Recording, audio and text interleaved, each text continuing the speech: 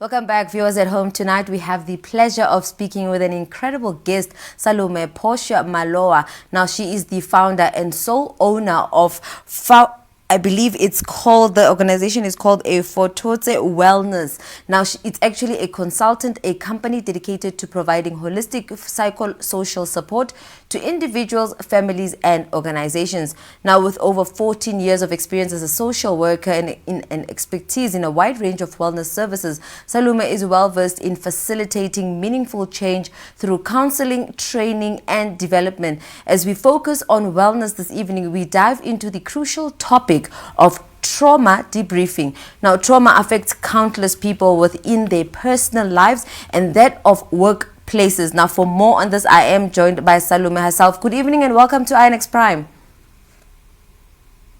Good evening. Thank you for the invite, and good evening to all the viewers at home. Now, Salome, I want us to start off by just getting quite familiar with the term trauma debriefing. I want to know from you, what does it mean and how does it differ from traditional counseling? Definitely. When you look at trauma, remember we first have to identify what is a trauma. And hence we are able to differentiate it from the normal, counseling that people will go through. Trauma is an experience or an event that happens to a specific individual.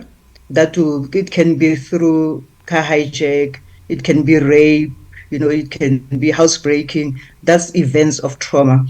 But when you're going through also things like, personal issues, work-related issues, you just go through a normal therapeutic counseling that will be guided to you. So when we say we are debriefing trauma, we are taking you through the whole process of the trauma that you have experienced so that you can be able to share your own feelings, your own thoughts, your own reaction when that trauma really happened, so that you can be able to deal with that specific event that has happened to you. And that's why, so when we are busy with our clients, we make sure that we get a better understanding how the whole incident is affecting them. How are they coping? Are they able to sleep? Remember, some of these, traumas, they make a person not to eat well, not to sleep well. All the time they'll have bad dreams. So, it becomes intense because we are focusing specifically on that particular trauma that has happened.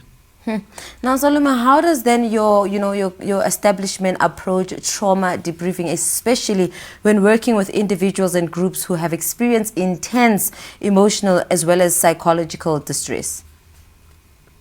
Yes. We have a team of specialists who are social workers, psychologists, that came in. Because remember, with trauma, we have to attend to that within 48 to 72 hours, when that has happened. Because if you leave it, it becomes, a challenge, because the person can relapse in terms of what has happened and they can have more difficulty in dealing with that. So with us, we make sure that within 48 to 72 hours, we definitely attend to that trauma. It's like losing one of your employees at the workplace, person that you were very close to, you were eating with during your tea, your lunch. And when you hear the news that the person has passed on, definitely we have to be on board so that we give out, trauma debriefing to the staff so that they can be able to, digest the news that they have received at that particular time, especially when you are looking at a workplace incident. But normally we attend to that within the first 48 to 72 hours of that trauma that has happened. Now, I just want to get from you, Yes. I mean, you've already gave us a brief understanding of what trauma is and ultimately what trauma debriefing is. I want to know from you, what would you say are the most common forms of trauma you encounter in your practice, and how does your trauma debriefing help people begin their journey towards healing? All right. The most common ones that we have is a loss of a loved one. Death is not something that is being planned. And sometimes, unfortunately, other people pass on without, being sick for a particular time. That person is a breadwinner, or you was still very young, it's a graduate, the family was looking forward, then that creates cause sort of a void in the family because they do not understand why now, why those things are happening. So it causes trauma on them because it's an unexpected event that has happened.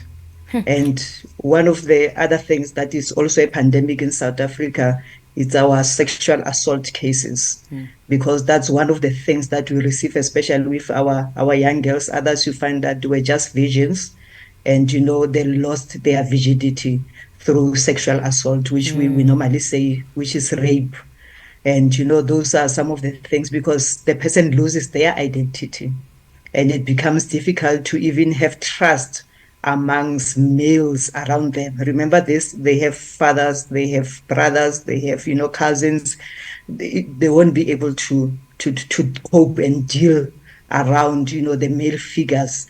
And that's one of the things that causes them a lot of trauma, because when they see, a male figure, they think of the traumatic event that has happened to them.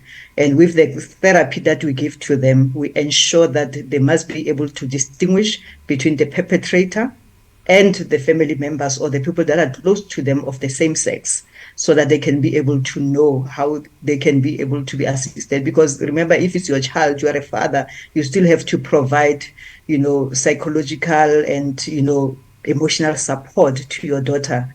And if the daughter is resistant because the person who did this is a male, then it creates a barrier for the person to receive the kind of support that we need. So those are the things that we look at, not only focusing on the individual, but also you'll see with us most of the time we do even a family therapy, so that people can understand when mood changes, when the person locks themselves in their bedrooms, they don't want to interact, they must be able to understand why that particular person is behaving in that particular way, so that they don't say, oh, but this has happened a long time ago, why are you not moving on? Because sometimes we tend to put a time frame in terms of how people are supposed to deal with that. There is no time frame in dealing with trauma, unfortunately. Now, Because others can take 10 years, others can take two years, others, within 6 months they can cope, depending on the individual, how they are able to pass through that. And one of the things also on some of the childhood traumas that we see that are happening in most of the relationships is also physical violence, which is one of the critical things that we have in South Africa, because many kids are seeing their parents fighting in front of them, or is the father beating the mother, and that person carries on even in adulthood, where now they take out what they have seen, where even when they have said, I'm not going to be like my father, I'm not going to be like my uncle who used to beat the wife or the girlfriend or whoever, but because of that experience that they had and they never dealt with that, they end up displaying the same behavior, which they did not want. And it becomes a conflicting, thing inside of them, because now they are doing things that they were against. And that's one of the things that, childhood trauma causes quite a lot. And many people don't even realize that, some of the unresolved issues that we have, in our past are able to come and also interfere with our present and even our future interactions with other people.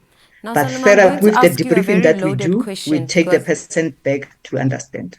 definitely. And just to ask you a closing loaded question right now, I want to understand from you in Yes. terms of, you spoke about the idea of trauma needs to be sort of addressed and, looked into within the time frame of 24 to 72 hours. I want to know from you, what are some Yes. of the implications if left unaddressed, as well as you made such a very beautiful example to say you had a colleague you had lunched with and you were very close with and they pass away, and it's very important that you actually find that trauma debriefing session. In your view, what do you believe is of importance in terms of organization having such a session for its employees, and how beneficial it is, and how can they start about implementing it within their spaces? Yes. When we say the first, 24 to 72 hours, remember people react differently to situations. And we are avoiding an issue where now the person may start to become suicidal. Now we'll have another double trauma, or a secondary trauma to what people have experienced from the primary trauma. Because other people can see, but there is no life after this. Why has this person, passed on? So it can create more problem for those individuals. And hence we say anything that is happening and is addressed immediately, we are able to deal with the immediate emotions that the person is experiencing at that particular time. Because if we attend to you after a week, after 7 days, there is a lot that the person has went through on their own without any professional assistance, and where they will even come back to us and tell us that, I nearly killed myself. I overdosed on pills. I did all this and that, or they even hurt themselves. They took knives and, they scratched themselves, or they will even cut, their hands, those kind of things. So we want people to acknowledge that, it's okay to go and seek help. Although, especially with our rape victims, they normally say, yes, we'll open the case, but the police, after that, they just give us case numbers and no proper referral for us to get assistance. But even in the companies, we are saying that any trauma incident that is happening, immediately when those people are still at the workplace, because we are 24 hours away, they need to call us so that we can be able to attend to that there and then. That's why we Salome, do thank the you group so much. therapeutic Unfortunately, we sessions. have run out of time, and we would love to have you back just to expand more on the idea of trauma debriefing. Definitely. But thank you so much for joining us.